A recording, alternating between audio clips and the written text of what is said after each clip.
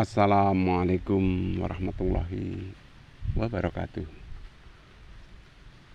Alhamdulillah wa syukurillah wa nikmatillah la haula wa la quwata illa billah amma ba'du. Kaum muslimin muslimat yang dirahmati oleh Allah Subhanahu wa taala, bersyukur kita masih dipertemukan lagi ya di channel kami, yaitu Cermin Anak Soleh, dan mudah-mudahan tampilan kali ini bermanfaat, bisa menginspirasi hidup dan kehidupan kita menjadi lebih baik. Amin, amin, amin, ya rabbal alamin. Sholawat dan salam semoga tetap tercurah kepada junjungan Nabi besar kita Muhammad Sallallahu Alaihi Wasallam, yang sudah membawa kita dari alam gelap menjadi alam terang, yaitu dinul Islam ataupun al-Islam. Kaum muslimin muslimat yang dirahmati oleh Allah Subhanahu wa taala, kita hidup di dunia ini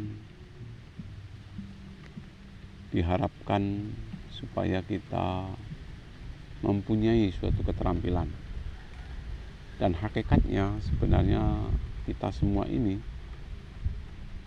sudah diberi kemampuan untuk berpikir, tetapi kaitannya dengan keterampilan mungkin karena kekurang tidak pahaman kita, sehingga kita belum memahami apa sebenarnya keterampilan yang kita miliki.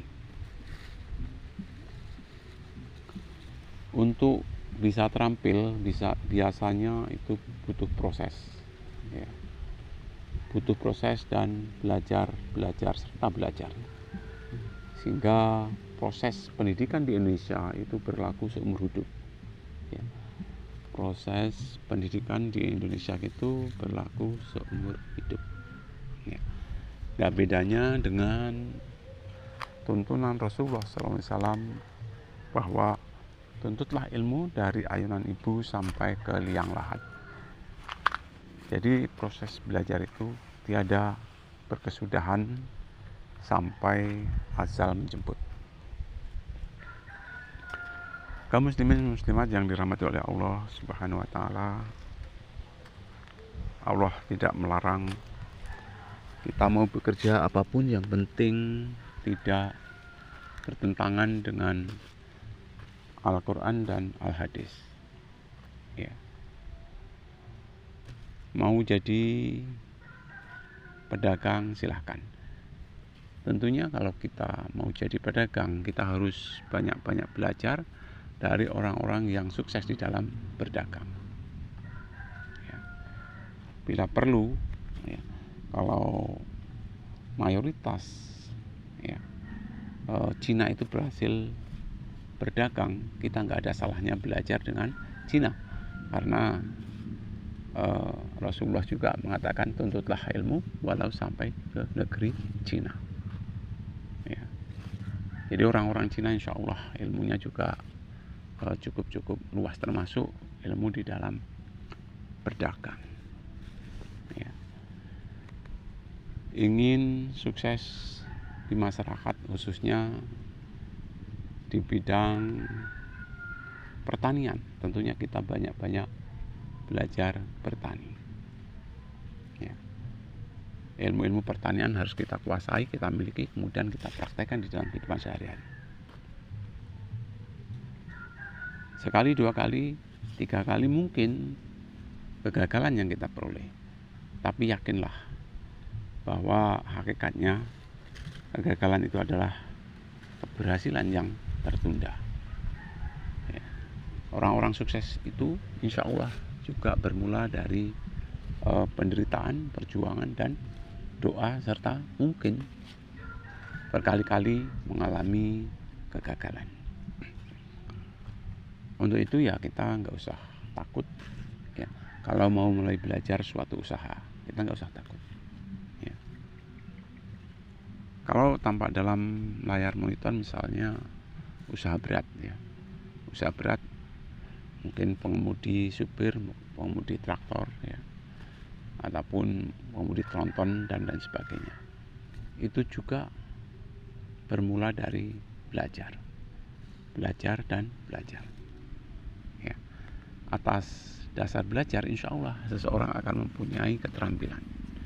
Sehingga dengan keterampilan tersebut, ya, insya Allah kalau kita meyakini keterampilan yang kita miliki, kemudian kita terapkan di dalam kehidupan sehari-hari, insya Allah akan bisa dijadikan bekal untuk hidup dan kehidupan guna menyambung kehidupan yang layak.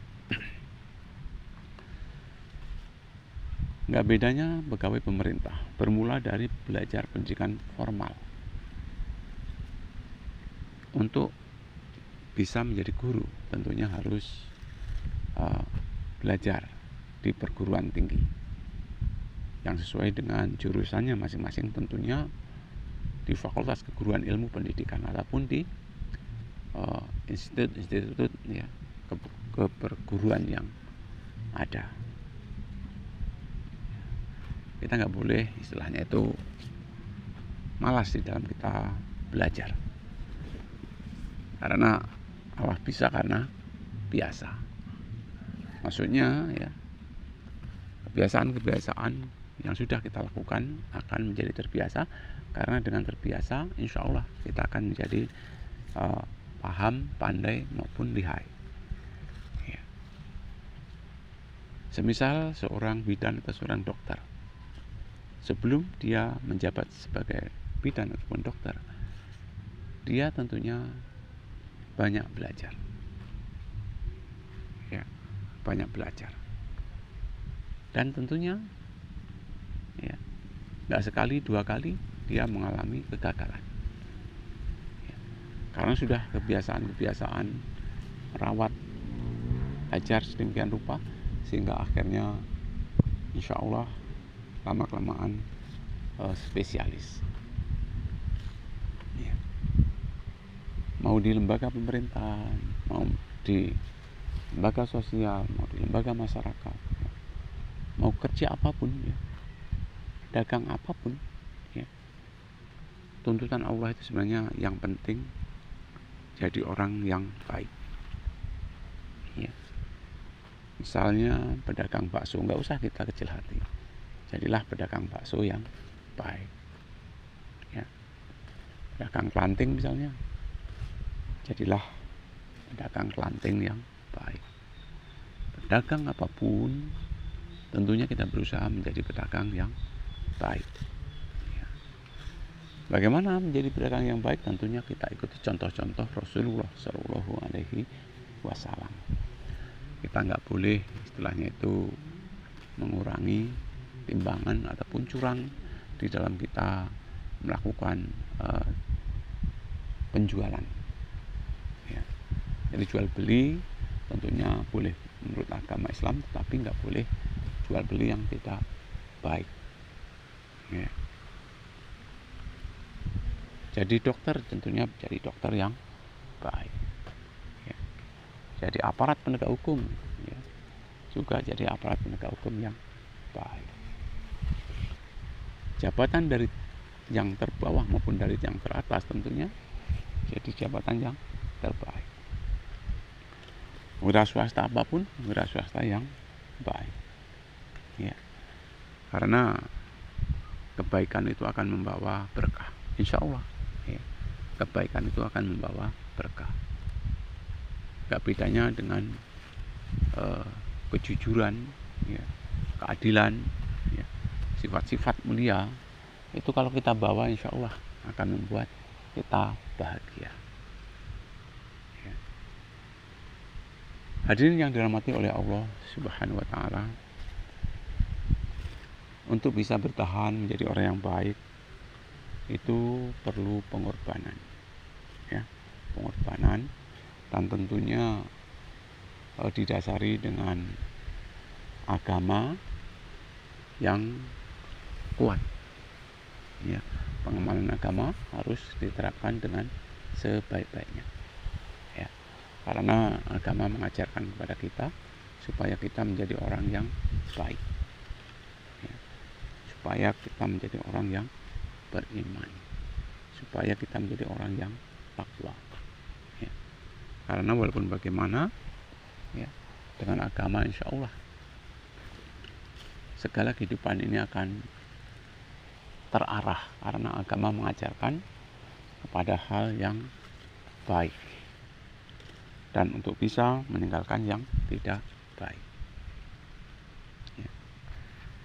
Jadi mari sama-sama kita ikuti, ya, perjalanan hidup kita ini tentunya dengan hati nurani, ya, dengan tulus keikhlasan kita menjalani kehidupan ini, ya. Jadi jadi ustadz yang baik, jadi dokter yang baik, jadi pemerintah yang baik, ya. Jadi apapun, ya, jadi apapun kita hidup di dunia ini, kalau bisa jadi orang yang baik, ya. Hadirin yang dirahmati oleh Allah Subhanahu wa taala, khusus yang muslim ini, kalau kita mau mengerjakan sholat dengan baik, insya Allah, ya, insya Allah, ya. Karena di dalam Al-Quran, ya, itu inna sholata tanha anil fahsai wal munkar.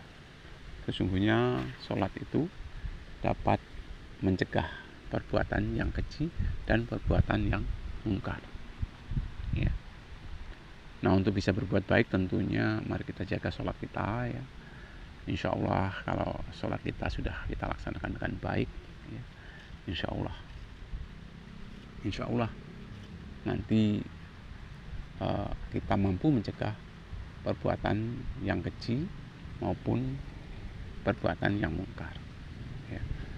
Manakala seseorang sudah melakukan sholat, ya, sudah mengerjakan sholat, kelihatannya sholatnya baik, tetapi, ya, dalam kehidupan sehari-hari amal perbuatannya masih belum bisa mencegah perbuatan keji dan mungkar, insya Allah, ya, insya Allah sholatnya itu, ya, belum dikatakan sholat yang baik, bahkan bisa jadi justru malah menjauhkan dirinya dari Allah Subhanahu wa taala,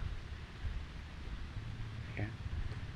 Kaum muslimin muslimat yang dirahmati oleh Allah Subhanahu wa taala, kita jaga sholat kita, ya, tentunya sangat-sangat penting, karena amal perbuatan yang pertama kali akan dihisab oleh Allah Subhanahu wa taala di akhirat nanti adalah ibadah sholat, ya, ibadah sholat, ya. Karena kalau sholatnya sudah baik, insya Allah amalan yang lain akan baik. Tapi kalau sholatnya tidak baik, bisa jadi amalan-amalan yang lain juga kurang baik.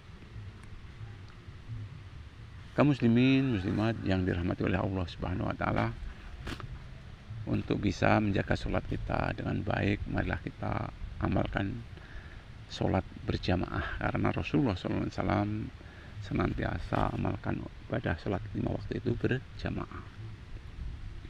Jadi kita tiru, kita ikuti baginda Rasulullah SAW, ya, mengerjakan sholat wajib 5 waktu itu berjamaah. Ya, tentunya kita berusaha, karena betapa fadilahnya sangat luar biasa dengan kita berjamaah, ya. Dibandingkan dengan kita sholat sendirian, insya Allah, ya, sholat berjamaah itu melebihi 27 derajat, ya. Nah, sangatlah rugi, ya, kalau kita dalam hidup dan kehidupan ini, selagi kita mampu, kita tidak mau mengamalkan ibadah sholat berjamaah, ya. Dan juga saya mengajak, di samping sholat berjamaah, ya, mari sama-sama kita amalkan sholat tahajud, ya, karena itu juga merupakan perintah Allah Subhanahu wa taala, ya. Wa minal laili fatahajjat bihi nafiyatal asa ayat masa qarbuka maqamah mudah, ya. Pada malam hari hendaklah engkau laksanakan ibadah sholat tahajud sebagai sholat tambahan, mudah-mudahan Tuhan akan mengangkat derajatmu. Di samping itu juga nggak kalah pentingnya, ya, Rasulullah juga amalkan sholat duha, ya. Mari kita juga berusaha untuk bisa amalkan sholat duha. Hadirin yang dirahmati oleh Allah Subhanahu wa taala, mungkin tidak banyak yang saya sampaikan, ya. Yang jelas mari kita jaga sholat kita ya. Kita kerjakan sholat kita, mudah-mudahan Allah Subhanahu wa taala akan berikan kepada kita kemudahan di dalam amal agama. Amin amin ya rabbal alamin. Itu saja saya akhiri. Assalamualaikum warahmatullahi wabarakatuh.